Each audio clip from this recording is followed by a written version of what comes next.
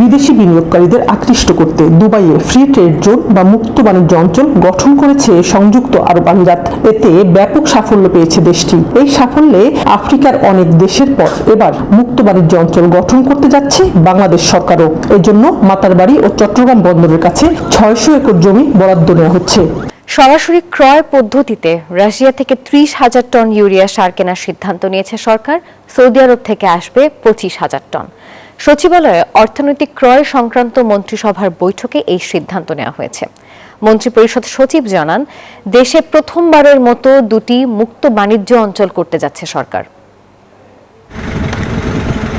বিদেশি বিনিয়োগকারীদের আকৃষ্ট করতে দুবাইয়ে ফ্রি ট্রেড জোন বা মুক্ত বাণিজ্য অঞ্চল গঠন করেছে সংযুক্ত আরব আমিরাত।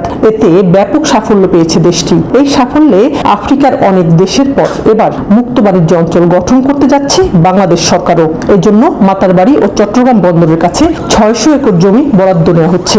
সচিবালয় অর্থমন্ত্রীর সভাপতিত্বে ক্রয় সংক্রান্ত মন্ত্রিসভার বৈঠকে এই সিদ্ধান্ত নেওয়া হয়। সরকার কেন এমন সিদ্ধান্ত নিল তার বিস্তারিত জানালেন বৈঠক শেষে ক্যাবিনেট সচিব। বাণিজ্যের প্রসার ঘটে, সেই কাজটা এখানে করার চেষ্টা করা হচ্ছে। তিনি জানান, চট্টগ্রামের আনোয়ারায় Chinese economic and industrial zone স্থাপনেরও নীতিগত অনুমোদন দিয়েছে ক্রয় সংক্রান্ত মন্ত্রিসভা। Spanish digital print tiles, ATI tiles, এক টাইলসে জীবন পার।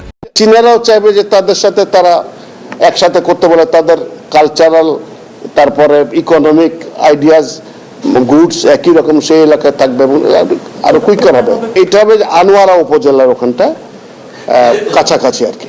এছাড়া রাশিয়া ও সৌদি আরব থেকে মোট ৫৫,০০০ মেট্রিক টন ইউরিয়া সার ও ভারত মহাসাগরের শেষের দ্বীপরাষ্ট্র থেকে সালফিউরিক অ্যাসিড তৈরির কাঁচামাল কেনা নেওয়া হয়েছে। জুন জুলাই মাসের জন্য স্পট মার্কেট থেকে 2 জাহাজে জ্বালানি সংগ্রহের সিদ্ধান্ত।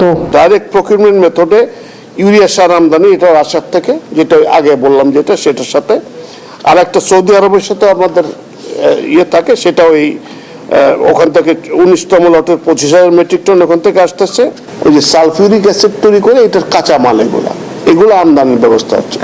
একটা রাশিয়ার থেকে হচ্ছে, একটা সৌদি আরব থেকে হচ্ছে, একটা সিশেলস থেকে হচ্ছে। সরকারের 4 মাসে কাজের গতি নিয়ে প্রশ্নের জবাবে মন্ত্রিপরিষদ সচিব জানান, জনগণের জন্য কাজ করতে প্রশাসনের উপর স্পষ্ট নির্দেশনা দেওয়া আছে। এইরকম অনেকগুলো ইস্যুস আছে, very complex issue. Shahnaz Yasmin, news 24, Dhaka.